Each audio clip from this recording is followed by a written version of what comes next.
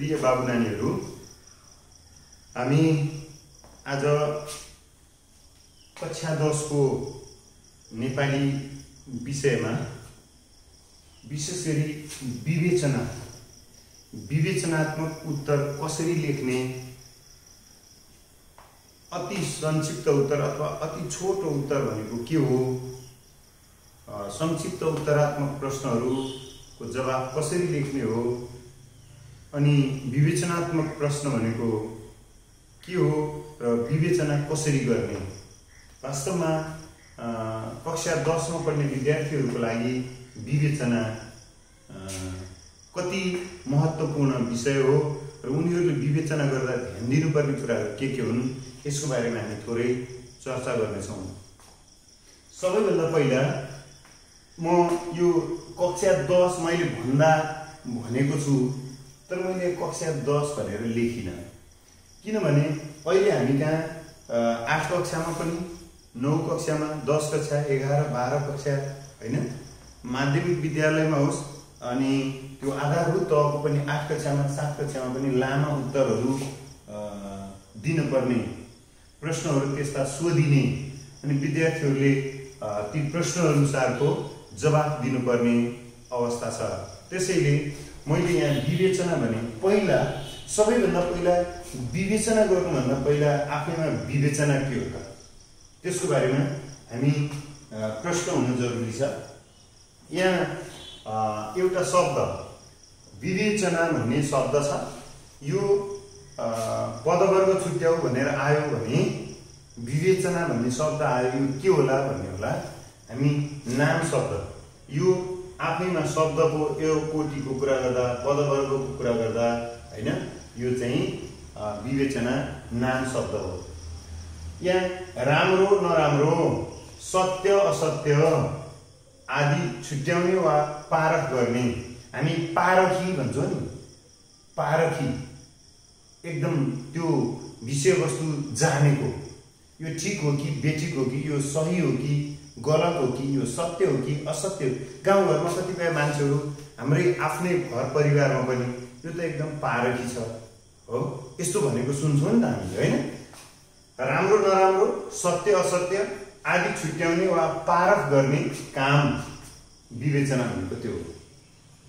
अब हामीलाई प्रश्न के आउँछ त, अब कक्षा 9 मा, 10 मा हैन, माध्यमिक शिक्षा परीक्षा, कक्षा 10 को अन्तिम परीक्षा भनौँ हैन, अनि माध्यमिक शिक्षा परीक्षा, अन्तिम माध्यमिक शिक्षा परीक्षा, त्यो 11 को पनि परीक्षा हुन्छ, 12 को पनि हुन्छ, 12 मा पनि विवेचना गर भनेर आयो भने हैन।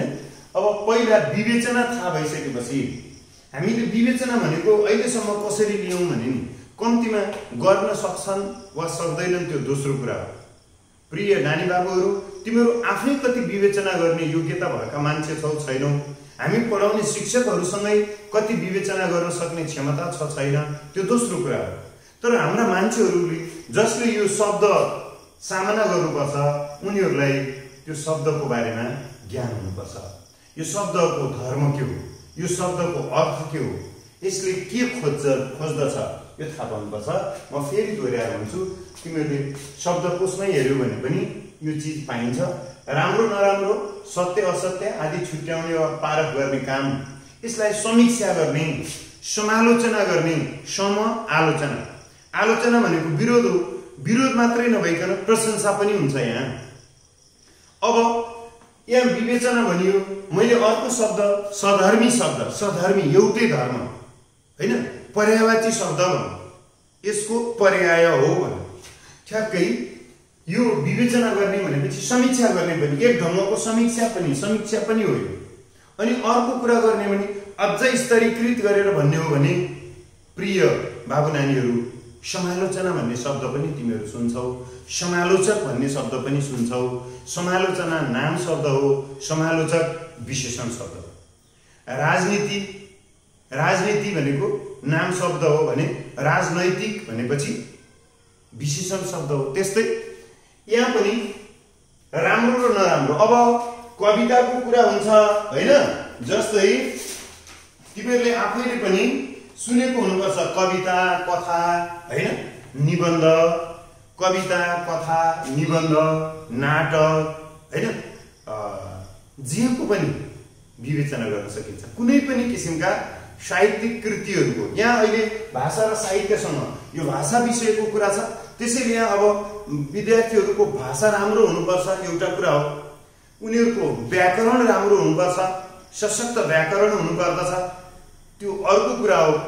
अनि त्यो भाषा र व्याकरणलाई सशक्त रूपमा प्रयोग गरेर विद्यार्थीले साहित्य सिर्जना गर्ने क्षमता पनि विकास गर्नुपर्दछ। यहीँबाट हो नि, तिमीहरू मध्येबाटै हो यो देशको भोलिको देश हाँक्ने मान्छेहरू तिमीहरू हो, भविष्यका कर्णाधार भनेर भन्छौँ नि त हामी विद्यार्थीहरूलाई। प्रिय मान्छेहरू, यो देश तिमीहरूको काँधमा जाँदैछ। अब 10 कक्षामा पुग्ने विद्यार्थीहरू आजदेखि नै म यति बेला नानी बाबुहरूलाई भनौँ, मेघराज मन्जुलले एकपटक भन्नुभएको थियो, उहाँको एउटा गीत छ, हाम्रो गीत सुनिरहने ससाना भाइ बहिनी हो, आजैदेखि सोच ठुलो भएपछि तिमी के हुने हो। म फेरि भन्छु, मेघराज मन्जुल, मेघराज नेपाल मन्जुल, मन्जुल भन्ने एकजना विद्वान, एकजना साहित्यकार, एउटा जमानामा नेपालको निरङ्कुश पञ्चायती व्यवस्थाका विरुद्धमा राजनैतिक आन्दोलनमा साहित्यका माध्यमबाट योगदान गर्ने राल्पा आन्दोलनका एकजना सशक्त हस्ती, पारिजात रमेश रायन हैन, जेबी टुरे, हामी साहित्यिक प्रगतिवादी साहित्यिक आन्दोलनका मान्छेहरू जो आफ्नो गला, आफ्नो स्वर, सङ्गीत, आफ्नो कलमका माध्यमबाट समाज रूपान्तरणको महान अभियानमा लागेका थिए। त्यसमध्येका एकजना मान्छे मैले भने राल्पा आन्दोलनका एकजना अगुवा, प्रगतिवादी साहित्यिक आन्दोलनका एकजना स्रष्टा मेघराज नेपाल, जसलाई हामी नेपाली साहित्य संसारले उनलाई मन्जुल भनेर चिन्दछ। मैले मन्जुलले भनेको, मन्जुलले एकपटक चितवनमा आएर भन्नुभएको थियो कि हामी विद्यार्थीहरूको बिचमा कि उनीहरू भोलि के हुने हो, हामी सोध्छौँ, हामी के हुने बाबु, के पढ्ने हो, कुन्नी बाबाले के भन्नुहुन्छ, मम्मीले के भन्नुहुन्छ, मामाले के भन्नुहुन्छ, आमाले के भन्नुहुन्छ, होइन। अब 10 क्लासमा पुग्ने मान्छेहरू, 10 क्लासमा छौ तिमीहरू, पहिलो पाठको सन्दर्भमा मैले यो विवेचनात्मक प्रश्नको जवाब कसरी लेख्ने भन्ने बारेमा छलफल चलाइरहँदा म तिमीहरूसँग पनि भन्छु, तिमीहरूले आफ्नो भविष्यको यात्राको नक्सा आजै बनाउनु पर्दछ। म यो मान्छे बन्ने हो, हाम्रो गीत सुनिरहने ससाना भाइ बहिनी हो, आजैदेखि सोच ठुलो भएपछि तिमी के हुने हो। अज्ञानताको जरो उखेल्ने मास्टर हुन्छौ कि, अज्ञानताको जरो उखेल्ने मास्टर हुन्छौ कि, बिरामीलाई निको पार्ने डाक्टर हुन्छौ कि। यस्तै यस्तै यस्तै सामाजिक जीवन आफ्नो सिप फरक फरक ढङ्गले सिप बेचेर, सिप सिर्जना गरेर आफ्ना सिर्जनाहरूलाई, आफ्ना सोचहरूलाई समाजको बिचमा पस्केर समाजको सेवा गर्ने, आफ्नो जीविका पनि चलाउने, अर्काको जिन्दगीलाई पनि सहयोग गर्ने, त्यस्ता मान्छेहरूमध्ये तिमी के हुने हो?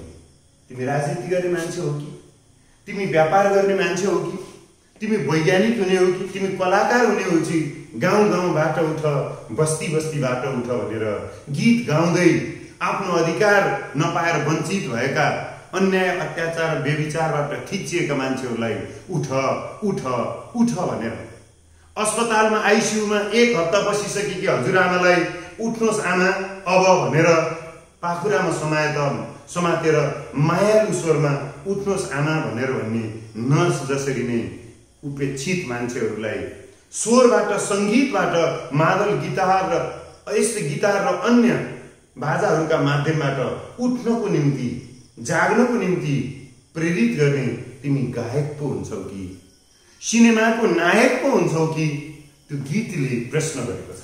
त्यसैले मेरो प्रश्न तिमीहरूसँग पनि छ, प्रत्येक विद्यार्थीले, म कस्तो मान्छे हो? ठिकै छ, मसँग सोध्न सक्छौ। एउटा शिक्षक, म तिम्रो एउटा विषय पढाउने शिक्षक भएको कारणले, म तिम्रो अभिभावक भएको कारणले, सर मैले के विषय पढ्दा ठिक हुन्छ होला मसँग सोध्न सक्छौ। तर बाबु, तर नानी, तिमीलाई के पढ्न मन लागेको छ? अब सोध्दा पनि त्यसरी सोच्नु पर्ने छ। फेरि आफ्नो गच्छे अनुसार लक्ष्य पनि बनाउनु पर्छ। हाम्रा केही सीमाहरू छन्। तिमीहरू यत्र बच्चा बच्चीहरू छौ, विद्यार्थी छौ, होइन? भोलि तिम्रो परिवारले तिमीलाई पढाउन सक्छ कि सक्दैन? तिमीले म यस्तो पढ्छु भनेर एउटा सपनाको नक्सा बनायो, भविष्यमा म यस्तो मन्दिर बनाउँछु भनेर योजना बनायो, तर तिम्रो परिवारले तिमीलाई आर्थिक रूपले योगदान गर्न सक्ने हैसियत राख्दैन भने हामीले त्यसको बारेमा पनि सोच्नु पर्छ। सरकारले शिक्षालाई आफ्नो दायित्व बनाइदिएको खण्डमा हैन, पढ्ने देशलाई सेवा गर्ने, न त हामी कहाँ पढ्नुको निम्ति त्यो खालको वातावरण छ, न त कसैले पढेर आइसकेपछि पनि म समाजलाई योगदान गर्छु भनेर पनि पाउने खालको वातावरण छ। तर जति बेला तिमीहरू यो समाजका अगुवा हुनेछौ, मलाई विश्वास छ तिमीहरू आज भइरहेका हामी अगुवाहरू भन्दा आज देशको बागडोर समाते बागडोर तिमीहरूले गाडीको स्टेरिङ 30-50 जना पेसेन्जरहरू जतिसुकै असल हुन्, जतिसुकै स्वच्छ र पवित्र भावना भएका मान्छेहरू हुन्, यदि एउटा मात्रै पनि मान्छे चालक असल सोचको भइदिएन भने ती सबै मान्छेहरूको जिन्दगी बर्बादीमा फस्न पुग्छ, दुर्घटनाको शिकार हुन्छन् जिन्दगीहरू। त्यसैले तिमीहरू यो समाजको अगुवा बन्ने सम्भावना बोकेर आएका छौ। तिमीहरू त्यस्ता अगुवाहरू बन्ने छौ जुन अगुवाले करिब दुर्घटनाको नजिकमा पुगिसकेको यात्रुवाहक बसलाई बचाउन सक्ने चालक जस्तै आनन्दको अनुभूति गर्दछौ। भन आफूले चलाएको गाडी गइ नै सकेको थियो, तर साहस नगुमाइकन आशामा रङ भर्दै प्रयत्न गरेर जब धेरै मान्छेहरूको जिन्दगी बचाउन सकिन्छ, त्यति बेला आफू बाँचेको भन्दा पनि धेरै मान्छेहरूलाई बचाउँदाको आनन्द छुट्टै स्वादको हुन्छ। मलाई विश्वास छ तिमीहरू त्यस्तो खालका मान्छेहरू हुनुपर्छ। इमान्दार बन्नुपर्दछ, असल बन्नुपर्दछ। इमान्दार बनिसकेपछि, असल बनिसकेपछि, मेहनती बनिसकेपछि हामी जे बनौँ त्यो क्षेत्र राम्रो हुन्छ। अब मैले यति कुरा गरिसकेँ, म यसमा विषयवस्तुसित फेरि जोडौँ। राम्रो नराम्रो, सत्य असत्य आदि छुट्याउने वा पारख गर्ने काम भनेको विवेचना हो। अब विवेचनाकै बारेमा कविताको विवेचना गर्ने हो कि, कथाको विवेचना गर्ने हो कि, निबन्धको विवेचना गर्ने हो कि होइन, गीतको विवेचना, गीत कविता भने हामी विचार, कविताको भाव हुन्छ, कविताको विचार हुन्छ। यद्यपि कथाको पनि विचार हुन्छ, तर कथाको हामी कुरा गर्दै गर्दा कथावस्तु, त्यहाँ भएका घटना वस्तुहरू, कथामा प्रस्तुत भएका विषयवस्तुहरू, कथावस्तुका आधारमा अनि हामी त्यसको विवेचना गर्न थाल्छौँ। त्यसका सबल र दुर्बल पक्षहरू खोज्न थाल्दछौँ। खोज्ने पनि फरक ढङ्गमा हुन्छ। सियो खोज्ने तरिका र कोदालो खोज्ने तरिका फरक हुन्छ। सियो खोज्ने, आलु खोस्रिन जाने पिँडालु खोस्रिने भन्दैनौँ हामी, पिँडालु खन्नै पर्छ, खोस्रिएर पिँडालु आउँदैन, फेरि पनि त्यो खोज्ने नै कुरा हो। त्यसैले खोज्ने पनि तौर तरिका हुन्छन्। हामीले सत्य, त्यहाँ भएका राम्रा र नराम्रा, कसैको रचनालाई नराम्रो कसरी भन्ने कुरा पनि होला, होइन, त्यो नराम्रो भनेर उसलाई आरोप गर्न खोजिएको होइन, तर त्यसका कमजोर पक्षहरूलाई त्यहाँ पनि प्रतिस्पर्धा हुन्छ। तिमी आफै भन, कयौं साहित्यकारहरू हुन्छन् जसको उद्देश्य हुन्छ, कतिपय साहित्यकार हुन्छन् चौतारामा राजा भेटिए, चौतारीमा रानी भेटिन्, कति राम्रा हाम्रा राजा, झनै राम्री रानी, यस्ता राजा रानी पाउने हामी भाग्यमा। यस्तो गीत गाएर पनि मान्छेहरूले छातीमा मुटुभन्दा ठुला सुनका तकमाहरू झुन्ड्याए। तर देशमा त्यस्तै राजा र रानीहरूको कारणबाट यो देशका धेरै मान्छेहरूले जिन्दगी गुमाउनु परेको थियो।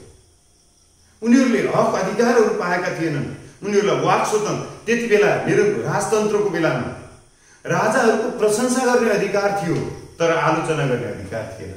फेरि पनि यो समाजमा ठुला कवि भनेका, साहित्यकार भनेका मान्छेहरू, जसको घरमा अझै पनि कोदालो बन्न पुग्ने खालका, बन्चर बनाउन पुग्ने खालका सुनका तकमाहरू होलान्, तर तिनीहरूले यो समाज बदल्नको निम्ति योगदान गरेनन्। उनीहरूको उद्देश्य नै चाकडी गर्नु थियो। प्रिय साना मान्छेहरू, तिम्रो छातीभित्रको मुटु, तिम्रो शरीरभित्रको मुटु सुरक्षित होस्, त्यो तिम्रो मानसपटलभित्रको सोच साह्रै चमकदार बनोस्।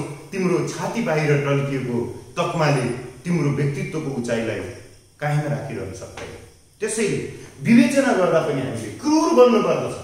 यो भाट साहित्यकार हो, यसले सत्ताको ताबेदारी गरेर, सत्ताको एकदम चाकडी गरेर मात्रै सुन चाँदी हीरा मोतीले छाती सजाउने गर्यो, यसले समाज सजाउनको निम्ति शब्द खर्च गर्न सकेन भनेर भन्न सक्नुपर्छ। तिमीहरू त्यस्ता समीक्षकहरू बन्नेछौ, त्यस्ता आलोचकहरू बन्नेछौ, त्यस्ता समालोचकहरू बन्नेछौ, बन्नुपर्नेछ। यो युगको दायित्व हो, त्यो तिमीहरूले पुरा गर्नुपर्दछ। मैले बोले, म तिमीहरूको के अरे शिक्षक प्रेम रिमा, मैले एउटा शिक्षकको रूपमा जे भूमिका निर्वाह गरिरहेको हुन्छु त्यो कुनै जातको आधारमा, कुनै भातको आधारमा, कुनै रङ्गको आधारमा, कुनै धर्मको आधारमा प्रिय विद्यार्थीहरूसँग जब मैले दूरी तय गर्छु मान्छे, त्यति बेला तिमीहरू असल ठहरिनेछौ जति बेला तिमीहरूले मेरो त्यो प्रवृत्तिको स्वस्थ आलोचना गर्ने हिम्मत गर्दछ। एउटा शिक्षकको उसको आफ्नै छोरा वा छोरी पनि त्यो कक्षामा विद्यार्थीको रूपमा उपस्थित हुन सक्ने अवस्था रहन्छ, तर त्यति बेला उसले आफ्नो छोरालाई वा छोरीलाई जति आत्मीय रूपमा, जति प्रेम सहित उसलाई मन मस्तिष्कमा सजाएको हुन्छ, उसको मन मन्दिरमा ती कक्षा कोठाका सबै बच्चा बच्चीहरूले त्यत्तिकै महत्त्वपूर्ण स्थान पाउनु पर्दछ। मैले यो भनिरहेको छैन आफ्नो छोराछोरीलाई स्वेटर ल्याउँदा, जुत्ता ल्याउँदा स्कुलभरिकालाई लिएर आउनुपर्छ शिक्षकले, त्यो उसको सामर्थ्यभन्दा बाहिरको चिज हुन्छ।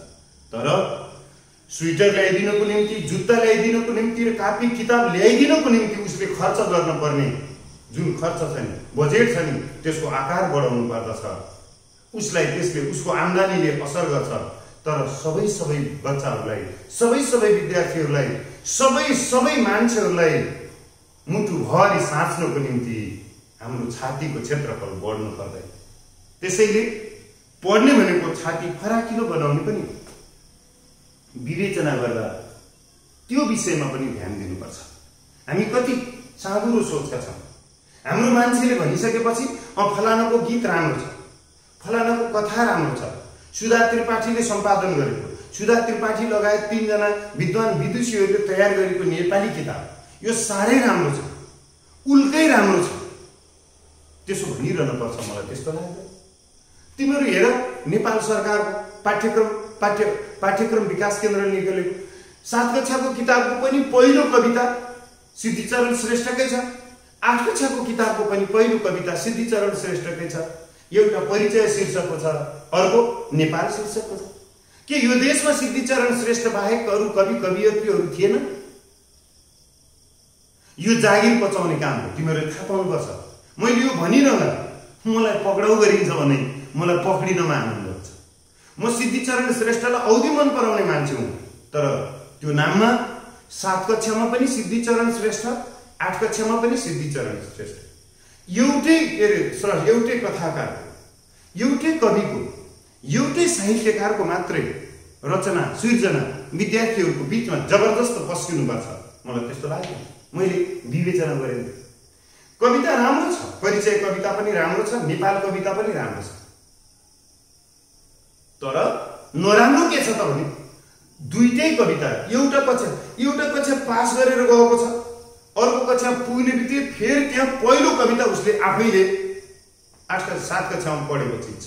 त्यसैले मैले यही तिमीहरूको यो कक्षा मार्फत जसले सुन्नुहुन्छ, तिमीहरू मध्ये भोलि पाठ्यक्रम विकास केन्द्रका विषय विज्ञ बन्नेछौ।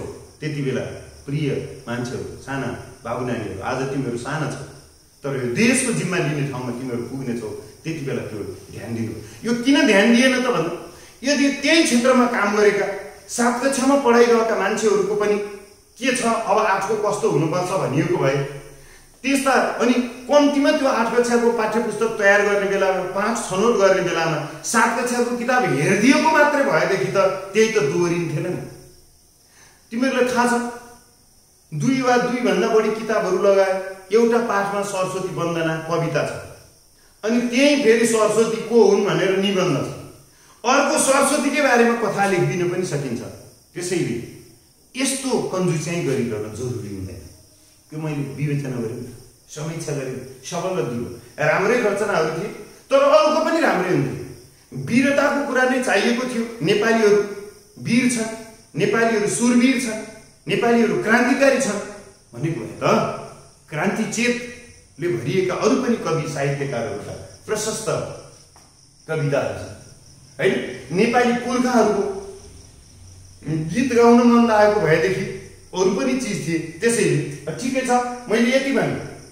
अब यो बेलामा मलाई जसले सुनिरहनु भएको छ बाहिरबाट विषय विज्ञहरू, तपाईँहरूसँग मेरो अनुरोध छ, म त अहिले पनि भन्छु मिल्छ भने यो बदल्दा हुन्छ। पाठ्यपुस्तक नेपाली केन्द्रीय विभाग यो जो के अरे नेपाली विषयको पाठ्यपुस्तक तयार गरिएको छ, म बाबु नानीहरू मार्फत यो समीक्षा कसरी गर्ने, तिमीहरू 6 कक्षा 7 कक्षा 8 कक्षाको किताबमा गयो भने त्यहाँ चाहिँ यसो भन भनेको छ। 9 कक्षामा गएपछि भन्नुहोस् भनेको छ। 9 मा पुगेपछि तपाईँ भन्नुपर्ने हो, त्योभन्दा तल तिमी हो, कहाँ कति कक्षासम्म तँ हो। फेरि मैले यो सँगसँगै के सुनेको छु भने नर्सरी र केजीमा पढ्ने 1 मा पढ्ने बच्चालाई हजुरहरू तपाईँ यहाँ त्यहाँ करिब करिब मौसुलतिर जान खोजेको जस्तो पनि छ। यो भनेको भाषाको प्रयोग जे छ नि, तँ पनि हाम्रो भाषाको विशेषता, तँलाई पनि बचाउनु पर्दछ। कसैलाई तँ भनियो त्यसलाई अपमान गरियो त्यस्तो होइन। तर अब तँमा नभनौ, तिमी ठिकै छ, तर नर्सरीमै तपाईँ भन्न थालिसक्यो। नर्सरीमा तपाईँ भनिएको छ, 1 कक्षामा शिशु कक्षामा होइन तपाईँ भन्न थालियो। यो अझ बोर्डिङ स्कुलहरूमा, अब यो संस्थागत विद्यालयहरूमा बढी छ है सरकारी स्कुलहरूमा भन्दा। किनभने संस्थागत विद्यालयमा समाजका अलि धनीमानीका छोराछोरीहरूको पहुँच भएको कारणले, उनीहरू त्यहाँ पढ्न जाने भएको कारणले अनि उनीहरूलाई तपाईँ भनिदिनु पर्ने हो कि। अनि सामुदायिक विद्यालय, धेरैजसो सामुदायिक विद्यालयमा गरिब दुखीका बच्चा बच्ची पढ्ने भएको भएर त्यो गरिबलाई तपाईँ भन्न नहुने भएको हो कि। यो पनि छ। स्कुलमा घन्टी बजाउने पाले दाइलाई तँ भन्छ, शिक्षकले नै तँ भनिरहेको देखिन्छ।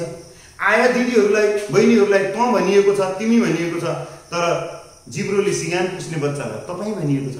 त्यही बच्चा ठुलो भएर मिस, म्याडम, सर, मैले तपाईँ कसलाई भन्ने हो, तिमी कसलाई भन्ने हो भन्यो भने फेरि पढाउँदा त तपाईँ पढाउनुहुन्छ, तिमी सर्वनाम भन्दा तँ तिमी तपाईँ भन्नुभएको छ। आदरार्थी अनादरवाची शब्द पनि पढाउनु भएको छ, तर प्रयोगै भएन। जुन प्र्याक्टिकल लाइफमा व्यवहारिक जिन्दगीमा जे चिज प्रयोग हुँदैन त्यसलाई अभिलेखालयमा राख्दा हुन्छ नि त। त्यसैले मैले भने पाठ्यक्रम निर्माण गर्दा ध्यान दिनुपर्ने कुराहरू, पाठ्य पुस्तक तयार गर्दा ध्यान दिनुपर्ने कुराहरू। मैले विवेचनाको कुरा गरिरहेको छु है, समीक्षाको कुरा गरिरहेको छु। समीक्षा सबल र दुर्बल पक्षहरू तिमीहरूले हेर्यौ भने स्वास्थ्य शारीरिक शिक्षा भनेर भन्यो होइन, स्वास्थ्य शिक्षाको बारेमा कुरा गर्यो। वातावरण प्रदूषणका कुराहरू भन्यो होइन, त्यो इन्भाइरोमेन्ट साइन्स वातावरण विज्ञानमा पुस्तकहरू म देख्छु। कतिपय त लेखक पनि महिला हुनुहुन्छ। मैले एकजना महिला लेखकसँग त्यही कारणले तपाईँको किताब लगाउँदिनँ भनेर भनेको थिएँ। के थियो भने जल प्रदूषण भनेर भन्यो, पानीको प्रदूषण। म ध्यान दिइरहने है, यो विवेचनासँग सम्बन्धित छ है। त्यहाँ चाहिँ मैले त्यो पाठ्य पुस्तकको विवेचना गरेका थिएँ कि त्यसका सबल पक्ष दुर्बल। त्यहाँ चाहिँ धेरै प्रदूषणको बारेमा राम्रो भाषामा चिजहरू राखिएको थियो, प्रस्तुति बडो सरल भाषामा थियो, उदाहरणहरू पनि प्रशस्त थिए। तर जे चिज उदाहरणको रूपमा छनौट गरिएको थियो अत्यन्तै लिङ्गभेदी थियो, लिङ्गको आधारमा भेदभाव गरिएको थियो। के थियो त्यसको दुर्बल पक्ष भने है मैले, के थियो भने जल प्रदूषण भनेर भन्यो। यहाँ पानीमा पानीको स्रोत छ, त्यहाँ चाहिँ ट्याक्क हेरेको केटा मान्छे केटाहरू चाहिँ पौडी खेलेका छन् हैन। अनि त्यसपछि केटी मान्छेहरू चाहिँ के गरिरहेका छन् भने कपडा धोइरहेछन्। आमा दिदी बहिनीहरू कपडा धोइरहनु भएको छ खोलाकै तिरमा, केटाहरू चाहिँ पौडी खेलिरहेछन्। अनि त्यसपछि लेखिन्छ साना साना सामाजिक विषयका किताबहरूमा लेखिन्छ। हाम्रो घर छ, हाम्रो परिवारमा बुवा हुनुहुन्छ, आमा हुनुहुन्छ, हामी दाइ भाइ छौँ, हाम्रो सानी बहिनी पनि छन्। अनि आमा भात पकाउनुहुन्छ, बा खानुहुन्छ र अफिस जानुहुन्छ।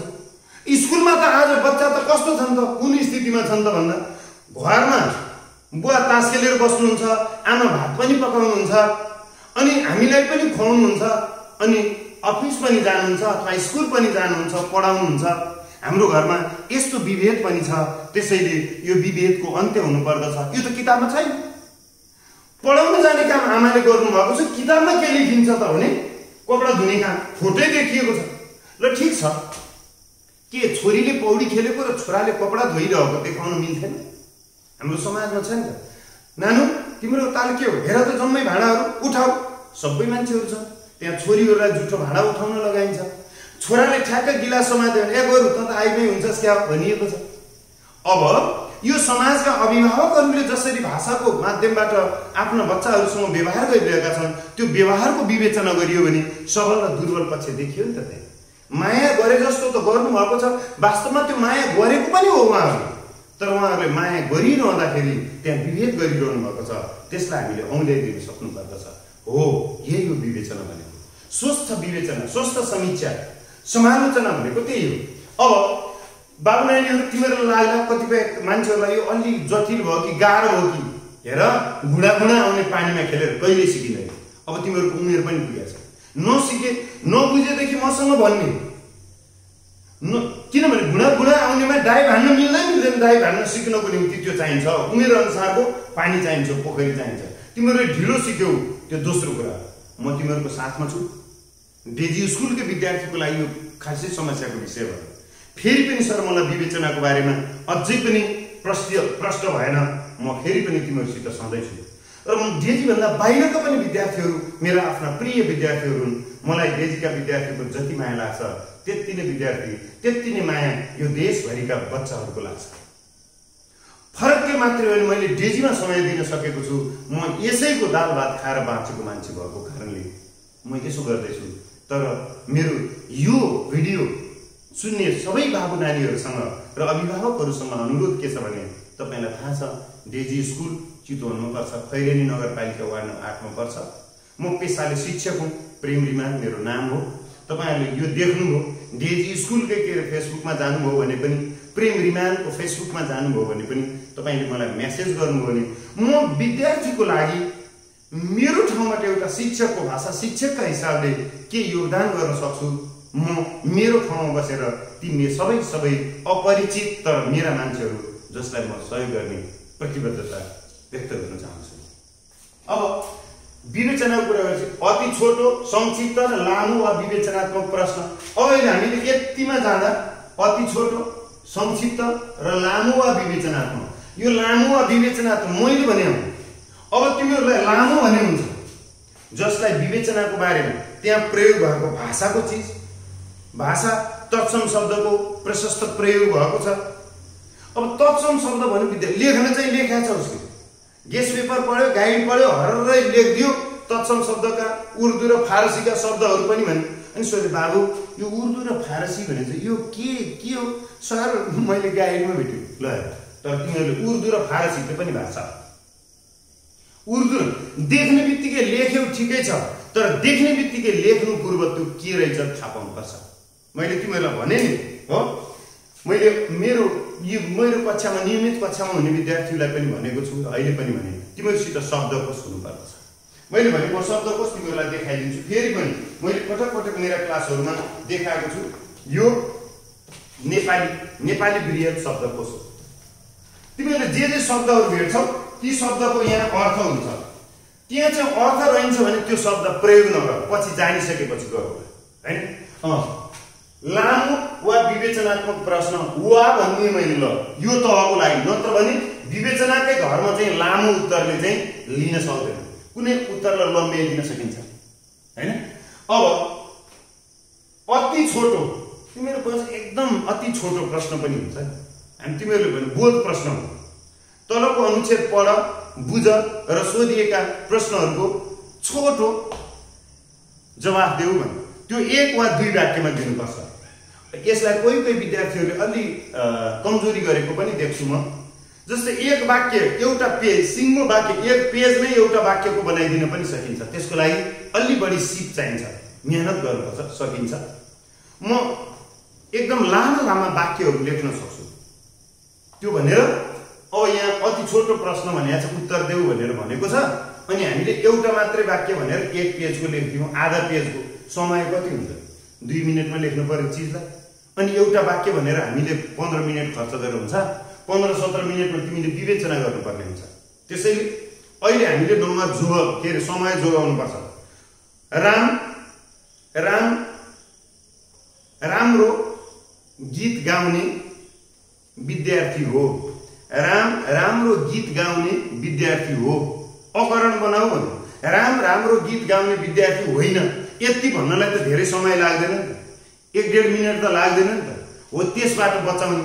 अनि आफू त बजार गइन्छ, बाच्य परिवर्तन भन्यो, म त बजार जान्छु, त्यहाँबाट एकदम 30 सेकेन्डमै त्यो सिद्ध्याउन सक्यो, त्यहाँबाट समय बचाउने, बचाउँदै बचाउँदै बचाउँदै कतिपय मान्छेहरूले कति राम्रो काम गर्न सक्छन्। हामीले सोचेर थोरै थोरै चिज पनि बचायौँ भने कति ठुला काम गर्न सकिन्छ। स्कुलमा पढ्ने तिमीहरू जस्तै स्कुले बच्चाहरूले, स्कुले विद्यार्थीहरूले खाजा खान ल्याएको पैसाबाट 2 रुपियाँ 5 रुपियाँ बचाएर आफूभन्दा कमजोर विद्यार्थीहरूलाई झोला किनिदिएर दिएको मलाई थाहा छ, कापी किताब किनिदिएर दिएको मलाई थाहा छ, ज्योमेट्री बक्स र क्यालकुलेटर किनेर दिएको मलाई थाहा छ। त्यसैले समय पनि बचाउने, सामान्य वाक्यमा प्रयोग गर।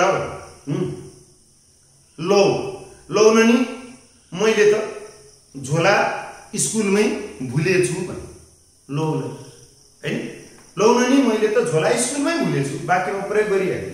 त्यहाँबाट समय बच्यो भने अनि त्यो कहाँ खर्च गर्ने त भन्दा त्यहाँ विवेचना गर्नु। जति तोकिएको छ त्यति समय निबन्ध लेख्ने। अब निबन्ध लेख्ने भनेर भने 100-150 शब्दमा लेख्ने भनिएको, तर हामीले यो लेखेको मैले देखेको छु नमुना उत्तरहरू विभिन्न साथीहरूले मेहनत गर्नुभएको छ, विद्यार्थीहरूका लागि सहयोगी सामग्रीहरू बनाउनु भएको छ। मलाई थाहा भएन, त्यसको पनि समीक्षा गरेँ मैले। त्यो 400-500 शब्दको छ। एउटा विद्यार्थीले 10 कक्षामा 9 कक्षामा पढ्ने विद्यार्थीले 500-700 शब्दको निबन्ध लेख्न सक्लान् केही प्रतिभाशाली विद्यार्थीले, तर समय छैन नि, सीमित समयमा लेख्न पर्नेछ। त्यसो भएर किताब बेच्न त पाउनुभयो तपाईँले लेखेर पठाउनु भयो गेस्ट पेपर बनेर, गाइड बनाएर, तर तपाईँले बच्चामाथि अन्याय गर्नुभएको छ। त्यसैले त्यसो अन्याय गर्ने मान्छेहरूले सामान्यतया आफ्नो नाम दिन डराउँदा रहेछन्। अनुभवी शिक्षकहरू लेख्छन्, तिनीहरू अनुभवीसँग हिम्मत हुनुपर्छ नाम दिनको निम्ति। अब अति छोटो र अनि संक्षिप्त उत्तर यो चाहिँ अति छोटो भन्दा लामो। अहिले त भने नि है 2-4 नम्बर, हिजोको स्थितिमा संक्षिप्त उत्तरात्मक प्रश्नमा 4 नम्बर, अझ अगाडिको कुरा गरेर 5 नम्बरको हुन्थ्यो हैन, 9 मिनेट समय हुन्थ्यो। अब अहिले त्यो घट्दै गएको छ। त्यसैले विशिष्टीकरण तालिका म तिमीहरूलाई अर्को एउटा क्लासमा फेरि यसको बारेमा सबै चिजहरूको कति समय कति जति लेख्ने त्यसको बारेमा पनि हामी कुरा गर्छौँ। संक्षिप्त उत्तर र लामो विवेचनात्मक प्रश्न। अब विवेचनात्मक प्रश्नको बारेमा कुरा गर्दा अहिले मैले भने कथा, निबन्ध, जीवनी हैन, नाटकको बारेमा संवाद हेर्छौँ हामी, त्यहाँ रूपकको बारेमा हैन संवाद कस्तो छ, त्यस्तै निबन्धको बारेमा त्यहाँ कस्तो विचार छ, त्यहाँ व्यक्त भएको विचारले। लक्ष्मीप्रसाद देवकोटाको के नेपाल सानो छ निबन्ध 9-10 कक्षाका विद्यार्थीहरूलाई त्यो निबन्ध राखिदिने काम हो, तर त्यो एकदम विद्यावारिधि गर्ने बेलामा पनि त्यही निबन्धमै विद्यावारिधि भने पिएचडी, त्यही निबन्धमा पिएचडी गर्ने मान्छेहरू निस्किने बेला भइसक्यो। 8 कक्षा 9 कक्षा 10 कक्षाका विद्यार्थीलाई हामीले स्तरीय चिज दियौँ भन्ने नाममा लक्ष्मीप्रसाद देवकोटाको स्तरीय निबन्धहरू लगेर हामी त्यहाँ राखिदिन्छौँ। यो भनेको एकदम पौष्टिक चिज छ, तर चलाउने खालको छ भने दाँत नभएका मान्छेलाई के काम हुन्छ। त्यसैले दिँदा हामीले ध्यान दिनुपर्छ। म फेरि भन्छु, एकदम पौष्टिक चिज छ, तर दाँत नभएको किलाले चपाउनु पर्ने मान्छेलाई अनि त्यसपछि पौष्टिक चिज छ भनेर ठोस खालको चबाउनु मिल्ने अर्खलिएको मकै जस्तो बनाएर दिएर हुन्छ, हुँदैन। त्यसैले अब म विवेचनाको कुरा गर्दा लङ्काको सुन्दरता र समृद्धिले रामलाई छुन सकेन किन, एउटा प्रश्न। यो चाहिँ जन्मभूमि कथासँग सम्बन्धित छ है। कक्षा 10 को नेपाली पाठ्य पुस्तकमा रहेको पहिलो शीर्षकको कथा हो जन्मभूमि। मैले यहाँ कहीँ लेखेको पनि छु, यहाँ कक्षा 10 को जन्मभूमि कथासँग सम्बन्धित यो विषय चाहिँ फेरि सबैसँग सम्बन्धित। कक्षा 10 सम्म मात्रै होइन, विवेचना भन्ने चिज सबैसँग सम्बन्धित। अब यो 10 कक्षाको यो कुराकानी भएको कारणले म 10 का बाबु नानीहरूसित छु, त्यसैले यस्तो कुरा गरेँ मैले। लङ्काको सुन्दरता र समृद्धिले रामलाई छुन सकेन किन, देश स्वर्गभन्दा महान हुन्छ भन्ने भनाइलाई जन्मभूमि कथाका आधारमा पुष्टि गरेर सुन्दर र सम्पन्न लङ्काको राजकाज छाडेर किन राम अयोध्या फर्किए। अब यो विवेचनात्मक उत्तर, विवेचना गर भनिरहनै पर्यो। विवेचनात्मक उत्तर भनेर भन्दाखेरि अब एकछिन म बाबु नानीहरूलाई भन्नु, लङ्काको सुन्दरता विवेचना गर्दा सबैभन्दा पहिला कम्तीमा 3वटा अनुच्छेद तयार गर्ने है। अब अरू अनुच्छेद फेरि हाम्रो अनुच्छेद पनि बदल्ने तरिका कस्तो छ भने नेपाली साहित्य संसारका चम्किला नक्षत्र महाकवि लक्ष्मीप्रसाद देवकोटाको जन्म विक्रम सम्वत 1966 मा काठमाडौँको दिल्ली बजारमा भएको थियो भनेर लेख्यो। उनका बाउको नाम तिलमाधव देवकोटा थियो भन्यो अनि अनुच्छेद परिवर्तन गरेर उनकी आमाको नाम अमरराज्य लक्ष्मी देवकोटा थियो। यो त होइन। त्यसैले अनुच्छेद परिवर्तन गर्नुको निम्ति पनि एउटा धर्म निर्वाह गर्नुपर्छ। म त्यसको बारेमा पनि अर्को कक्षामा कुरा गर्दैछु। हामी कसरी अनुच्छेद परिवर्तन कम्प्युटरमा ट्याक ट्याक ट्याक ट्याक गर्दै गर्दै गयो अनि इन्टर गर्दियो। ल यो दुईटा शब्दलाई छुट्याउने स्पेस दिएको जसरी यो दुईटा के अरे उसमा यसो गरेर प्याट प्याट यहाँ ठ्याक्क तल इन्टर गरिदिएपछि अनि त्यो प्याराग्राफ चेन्ज भयो होइन। त्यो ग्राफ मात्रै चेन्ज भएर त्यो प्यारा चेन्ज भएर मात्रै लाइन तलमाथि भएर मात्रै होइन। त्यसले दिनुपर्ने सन्देश विषयवस्तुको सन्दर्भ प्रसङ्ग विषयवस्तु फरक हुनाले अगाडि बढेको हुनुपर्छ। त्यसको हामी कुरा गरौँला। पहिलो चाहिँ कविता छ कथा छ भने अनि कुनै साहित्यिक रचनाको बारेमा कृतिको बारेमा कुरा गर्दैछौँ भने त्यो कसको हो त्यो के हो त्यसले के भन्न खोजेको छ। सबभन्दा पहिला को हामी परिचय दिन्छौँ नि। नाम भन्यो आफ्नो नाम मेरो नाम प्रेमराज रिमाल हो। त्यसपछि म मेरो आफ्नो ठाउँको कुरा गर्छु। म खैरेनी नगरपालिका वार्ड नम्बर 8 मा बस्छु। बस्न त बस्छु के गरेर बस्छु भन्ने कुरा हो। त्यसपछि म मेरो पहिचान म डेजी इङ्ग्लिस बोर्डिङ स्कुलको नेपाली शिक्षक हुँ। अब मैले परिचय दिने चिज हो। तर म यसरी नै म मेरो ससुराली जाँदाखेरि त्यहाँ गएर कोही मान्छे भेट्नुभयो भने त्यहाँ अरू मैले नचिनेको मलाई पनि नचिनेका इष्टमित्रहरू मेरो ससुरालीतिरका इष्टमित्र त्यहाँ भेटिनु भएर यहाँलाई चिनिननी भनेर भन्दा म के भन्छु त्यहाँ भने म प्रेम रिमाल म उहाँको ज्वाइँ हुँ हैन। म उहाँको भिनाजु हुँ। म उहाँको भान्जो कहाँ गइएको छ त्यहाँ उहाँले पनि अर्को मान्छेले पनि चिनेको मान्छेसँग जोडिएर म मेरो परिचय दिन्छु। म त्यहाँ गएर म प्रेमराज रिमाल म डेजी इङ्ग्लिस बोर्डिङ स्कुलमा नेपाली पढाउँछु। अब उसले चिन्न खोजेको चिजै होइन। म यहाँ आएको छु यो मेरो मामा घर हो। तपाईँलाई पनि मैले यहाँ देखेँ। तपाईँ चाहिँ को हो भने हो कि त्यहाँ डेजीमा पढाउने हो कि होइन कुन अस्पतालको डाक्टर हो कि होइन कुन चाहिँ के अरे कम्पनीको ठेकेदार हो कि कुन एउटा व्यापारिक प्रतिष्ठानको लगानीकर्ता हो कि त्यो भने होइन नि त। त्यसैले मान्छेका परिचयहरू स्थान अनुसार फरक हुन्छन् भूमिका अनुसार फरक हुन्छन् हैन। उसका फरक फरक भूमिकाहरू हुन्छ। एक व्यक्ति अनेक व्यक्तित्व एक व्यक्ति अनेक व्यक्तित्व भने परिचय फरक फरक किसिमका हुन सक्छन्।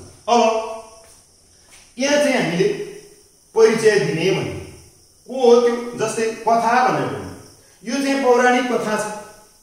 यो चाहिँ कथा भनेर लोककथा भनेर लोक श्रुति भन्ने र सुन्ने गर्दै गर्दै गर्दै आयो। पुस्तौँदेखि धेरै अगाडिदेखि मौखिक रूपबाट एउटाले भन्ने अर्काले सुन्ने गर्दै गर्दै गर्दै आयो अनि त्यो चाहिँ लोक आख्यानको रूपमा लोककथा दन्त्य कथाको रूपमा आयो। कुनै विषयवस्तुसँग पुराणसँग होइन महाभारतसँग रामायणसँग सम्बन्धित विषयवस्तुलाई लिएर सुन्दै सुन्दै आएको विषय लोककथा भन्छ। अब यहाँ चाहिँ हामी यो कसले लेखेको हो त लेख्ने अब टाइपिस्टको नाम लेख्ने हो। हिजो लेख्ने लेखक त्यो हातले लेख्थे। अब अहिले टाइप गरेर नि लेखकै भाषा फरक हो नि त। यो पनि थाहा पाउनुपर्छ। कसैले बाबु नानीहरू ब्ल्याक बोर्डतिर हेर त भनेर भन्दा गलल्ल हाँसेछन्। किनभने व्हाइट बोर्ड छ ब्ल्याक बोर्ड भन्नु। अब यसको अर्थ विस्तार भयो। हिजो ब्ल्याक बोर्ड भनेको कालो पाटी भन्ने थियो। अहिले अर्थ विस्तार भयो।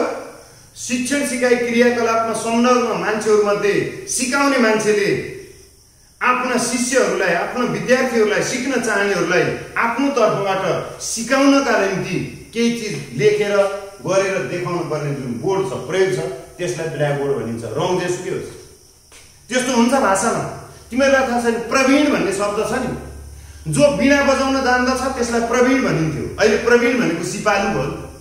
त्यसैले एउटा जमानामा कालो बोर्डलाई ब्ल्याक बोर्ड भनिन्थ्यो। ब्ल्याक बोर्डलाई अब जम्मै बोर्ड जति ब्ल्याक बोर्ड हुन्छ जुन यहाँ बोर्ड प्रयोग।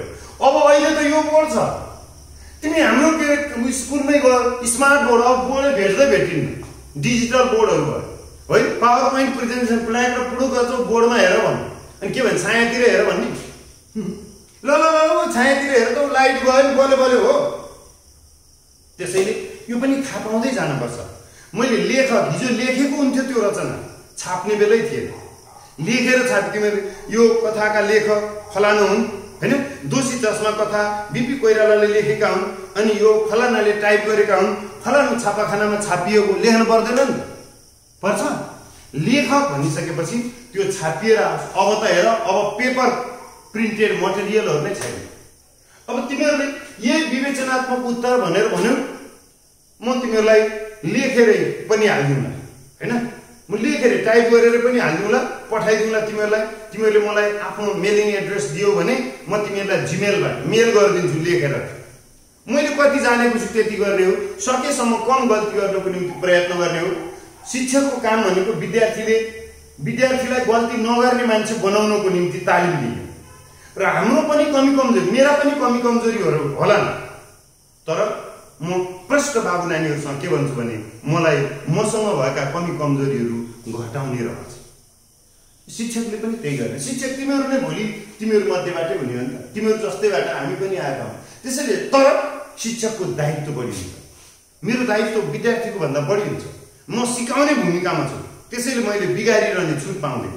यता चाहिँ हामीले ध्यान दिनुपर्छ। शिक्षकले पहिलो परिचय भन्दा भने मैले यहाँ चाहिँ कुरा गर्दा त सुधा त्रिपाठी लगायत हैन 3 जना वरिष्ठ लेखकहरू, विद्वान विदुषी चाहिँ सुधा त्रिपाठी हुनुहुन्छ, डाक्टर सुधा त्रिपाठी। उहाँ चाहिँ यही तिमीहरूले पाठ्यपुस्तक हाम्रो किताब कहाँ छ, यही छ कि कता है त? एकैछिन म किताब रहेछ भने म तिमीहरूलाई देखाइदिन्छु नि। हाम्रो किताब सुधा त्रिपाठी, धनप्रसाद सुवेदी, रामप्रसाद देवाली हैन। सुधा त्रिपाठी, धनप्रसाद सुवेदी, रामप्रसाद देवाली। यो डा भनेको छ नि, डाक्टर भनेको बाबु नानीहरू एउटा चिकित्सा शास्त्र औषधि विज्ञान पढेका, बिरामीलाई उपचार गर्ने हैन, शल्य चिकित्सा वा औषधि विज्ञान पढेका, तिनीहरू मेडिसिन पढेका वा सर्जरी पढेका। डाक्टर स्वास्थ्य उपचारमा संलग्न मान्छेहरू, विद्वानहरू, तिनीहरू स्नातक मात्रै गरेपछि डाक्टर लेखिन्छ, उनीहरू उपाधि हुन्थ्यो हैन। स्नातक भनेको bachelor's degree, BA BSc BE भने जस्तै। तर यो चाहिँ विद्यावारिधि डाक्टर हो। यो चाहिँ स्नातकोत्तर पछि अर्को अनुसन्धान हो। यो चाहिँ विद्यावारिधि डाक्टर हैन। यो चाहिँ उहाँहरू चाहिँ चिकित्सक होइन है, यो थाहा पाउनु पर्यो। डा सुधा त्रिपाठी, डा धनप्रसाद सुवेदी अनि रामप्रसाद देवाली। विद्वान र विदुषी भन्ने मैले। विदुषी महिला जो ज्ञान गुणका कुरा, ज्ञान साधनामा निरन्तर लागिरहेको र समाजलाई ज्ञानका माध्यमले योगदान गर्न सक्ने क्षमता रहेको, पढे लेखा अलि विशेष खालको ज्ञान भएको व्यक्ति जो महिला हो विदुषी। अनि जो पुरुष हो विद्वान विदुषी। 3 जना वरिष्ठ विद्वान विदुषीले यो कक्षा 10 को नेपाली पाठ्यपुस्तकको लेखन काम गर्नुभएको छ। त्यसैले यो लोककथा हो। यो कथालाई चाहिँ व्यवस्थित लेख्ने, सम्पादन गर्ने हैन, कथाको रूपमा निर्माण गर्ने, संयोजन गर्ने कामको अगुवाई पनि उहाँहरूबाट नै भएको हो। यो कथा जन्मभूमि कथा रामायणको विषयवस्तुसँग जोडिएको छ। विशेष गरी लङ्काका राजा रावणले सीतालाई अपहरण गर्ने काम गरिसकेपछि जुन खालको असहज परिस्थिति पैदा भयो, त्यो परिस्थिति बिग्रँदै भयानक युद्धमा रूपान्तरण भयो। अन्ततः एकदम तत्कालीन स्थितिमा कुरा गर्दा आजको अमेरिका जस्तो, आजको युरोप र अमेरिका जस्तो हैन, समृद्धि र सुखले सजाऊ, उन्नति र प्रगतिले भरिभराउ लङ्काका राजा रावण रामसँग पराजित भए। त्यो घटनासँग यो कथा जोडिएको छ। त्यसैले अनि यसले दिन खोजेको सन्देश, यो विषयवस्तु त्योसँग जोडिएको छ। यसले दिन खोजेको सन्देश सत्यको जित अवश्यम्भावी छ। सत्यको जित अवश्यम्भावी छ। हामीले सत्कर्म गर्यौं भने एक दिन हामीले त्यसको परिणाम सकारात्मक नै पाउँछौं। जसले दुष्कर्म गर्छ परिणाम दूषित नै निस्कन्छ। जसले मादक पदार्थ सेवन गर्छ त्यो मदमत्त हुन्छ, खुट्टा लिँदै हिँड्छ। जो गोरसपान गर्छ, जसले दूध पिउँछ, जसले पानी पिउँछ, नलाग्ने चीजहरू, पौष्टिक चीजहरू गर्छ, ऊ होसमै हुन्छ। त्यसैले यहाँ पनि यहाँ रामको तर्फबाट लक्ष्मणहरूको तर्फबाट जुन खालको गतिविधि भएको छ त्यो दुईटाको तुलनामा त्यो न्यायिक पक्ष हो। किनभने निर्दोष सीता अपहरणमा परेको छ अनि त्यसपछि निर्दोष मान्छे जतिसुकै शक्तिशालीले जे पनि गरिदिए हुन्छ भन्ने हामीले देशमै भोग्यौँ। राजाहरूले के गरेनन्, राणाहरूले के गरेनन्, ज्यादती हुँदै हुँदै गइसकेपछि अत्याचार भइसकेपछि दबिएका मान्छेहरू उठ्छ, अन्ततः झडप हुन्छ, लडाइँ हुन्छ, विद्रोह हुन्छ। क्रान्ति भन्ने सुनेका छौँ नि त हामी। क्रान्ति भनेको परिवर्तन भन्ने हो। परिवर्तन भनेको यो सर्ट फालेर अनि अर्को योभन्दा अलिअलि टालेर च्यातिएको छ त्यसलाई टालेर यो परिवर्तन त हो, तर त्यो क्रान्तिकारी परिवर्तन होइन। क्रान्तिकारी भनेको आमूल परिवर्तन। यो छ, यो थोत्रो फालेर अर्को नयाँ योभन्दा राम्रो गुण, क्षमता, सुन्दरता सहितको स्थिति वा वस्तु वा सेवा प्राप्त गर्नु क्रान्तिकारी उपलब्धि हासिल गर्यो। हामीले राजतन्त्रको अन्त्य गरेर गणतन्त्र स्थापना गर्यो, यो क्रान्तिकारी परिवर्तन हो। 7 सालमा निरङ्कुश राणा शासनको अन्त्य गरेर प्रजातन्त्रको स्थापना, त्यो क्रान्तिकारी परिवर्तन थियो। त्यसैले फेरि क्रान्ति पनि सापेक्षिक हुन्छ। के छ त्यो अनुसार तत्कालीन स्थितिमा हिजो 62-46 सालको जनआन्दोलनपछि राजतन्त्रलाई त्यो प्रत्यक्ष जुन निरङ्कुश राजतन्त्र छ त्यसलाई चाहिँ संवैधानिक राजतन्त्र बनाउने काम पनि त्यो क्रान्तिकारी परिवर्तन नै थियो। तर एउटा स्थिति यहाँ आयो, हामीले राजतन्त्रै फाल्दियौँ र गणतन्त्र आयो, यो झनै क्रान्तिकारी हो। त्यति बेला त्यही क्रान्तिकारी थियो, आज यही क्रान्तिकारी थियो। हिजो चक डस्टर लेख्ने, हिजो कालो पार्टीमा, हिजो चाहिँ त्यो खरी पार्टीमा लेख्ने मान्छेहरू कालो पार्टीमा लेख्दा ठुलै उपलब्धि भएको ठान्थे। कालो पार्टी फालेर हामी यस्तो मार्कर चक फालेर हामी चाहिँ मार्करमा आयौँ। अब अहिले हामी डिजिटल बोर्डमा आयौँ, न हातमा लाग्छ न कहीँ लाग्छ। लाइन गयो भने जान्छ, नत्र भने जाँदैन। त्यसमाथि लाइन गएकै बेलामा पनि नजाने बनाउन पनि सकिन्छ। युग ओडारबाट अन्तरिक्षमा पुगिसक्यो। हामीले पटक पटक क्रान्तिकारी परिवर्तनहरूको अनुभूति गरेका छौँ। हिजो मान्छेहरू ओडारबाट बाहिर आउँदा पनि आनन्दको अनुभूति गरेका थिए, अहिले ओडारबाट मान्छे अन्तरिक्षमा पुगिसक्यो र पनि पुरै आनन्दित छैन। ऊ अरू ग्रह उपग्रहहरूमा पनि जान चाहिरहेको छ। त्यसैले अब मैले भने पहिलो अनुच्छेदमा त्यो रचनाकारको त्यसले त्यो रचना गरेको चिजले दिन खोजेको सन्देश के हो, त्यहाँ भाषा कस्तो प्रयोग गरिएको छ हैन, त्यसले लक्ष्य गर्न खोजेको कुरा के हो, यो हामी त्यहाँ यो कथाका माध्यमबाट नेपाली पाठ्यपुस्तकका लेखक तथा सम्पादकहरूले माध्यमिक शिक्षा अध्ययन गरिरहेका विद्यार्थीहरूमा हामी जीवनमा सत्यको पक्षमा बोल्न सक्ने, व्यवहार गर्न सक्ने, सत्यको पक्ष, सत्यप्रतिको पक्षधरतालाई सार्वजनिक गर्न सक्ने मान्छे बन्नु पर्दछ। यो चाहिँ लक्ष्य हो। यो पाठ त्यसै राखिएको होइन। यो पाठ हामी कस्ता छौँ भने आफ्नाले गरेको भनेको चोरेको चिजलाई पनि जतन गर्ने, पक्ष पोषण गर्ने होइन। मेरो बाउले गरे पनि, मेरो भाइले गरे पनि, मेरा गुरुआमाले गरे पनि उहाँहरूले गरेको चिज भन्दा अर्काले गरेको चिज राम्रो छ भने त्यो राम्रोलाई राम्रो भन्न सक्ने हैसियत हामीसँग हुनुपर्दछ। यो चाहिँ अब्बल दर्जाको योग्यता हो। त्यसपछि दोस्रो अनुच्छेद हुन्छ। दोस्रो अनुच्छेदमा हामी त्यसका घटना वस्तुहरूलाई विशेष गरी 10 कक्षामा पढ्ने, 9-10 कक्षामा 11-12मा पढ्ने विद्यार्थीहरूले अनि घटनामा कविता छ, कवितामा प्रयोग भएका चिजहरू, त्यसले कविताले दिन खोजेको सन्देश त्यसलाई विस्तार गरे। त्यो पद्यमा थियो, त्यसलाई अब गद्य थियो, कवितात्मक थियो, अब वाक्य। किनभने गद्य कवितामा पनि त कर्ता कर्म क्रियापद भएर पूर्ण विराम दिइरहेको, प्रश्नार्थक चिन्ह, प्रश्नवाचक चिन्ह प्रयोग भएको, विस्मयादिबोधक चिन्ह यदाकदा भएको हुनसक्छ, तर क्रियापद बस्नुपर्ने ठाउँमा कर्ता छ, कर्ताको ठाउँमा आएर चाहिँ धकेलेर क्रियापद बसिरहेछ। कोही वाक्य टुङ्गिएकै छैन अनि पंक्ति पुरा भएको देखिन्छ। कविताहरू, गद्य कविता त्यस्तो पनि त हुँदैन। तर त्यो कवितालाई अनि हामी गद्य लेखन, पूर्ण पदको गद्य लेखनमा रूपान्तरण गर्ने गर्दछौँ। दोस्रो अनुच्छेदमा त्यो विषयलाई विस्तार गर्छौँ। यहाँ चाहिँ अब यो चाहिँ जन्मभूमि कथा, रावणले यसो गरे, रामले यसो गरे, रावणलाई विभीषणले सम्झाउने काम गरे, यो सीतामाथि, रामहरूमाथि, लक्ष्मणहरूमाथि उनीहरू आफै आपद विपदमा परिरहेको अवस्थामा हामी यो खालको गतिविधि गर्न हुन्न भन्ने भावका कुराहरू जब विभीषणले प्रकट गरे, उल्टै विभीषणमाथि जाय लागे। विभीषणलाई तथानाम भन्ने काम दाइबाटै भयो, रावणबाटै भयो। अनि त्यसपछि अन्ततः युद्ध अनिवार्य विषय बन्यो, युद्ध भयो। युद्धमा ठुलो क्षति भयो, रावण आफै पनि मारिए, रावणका भाइ भारदारहरू ठूलो संख्याका सेनाहरू मारिए।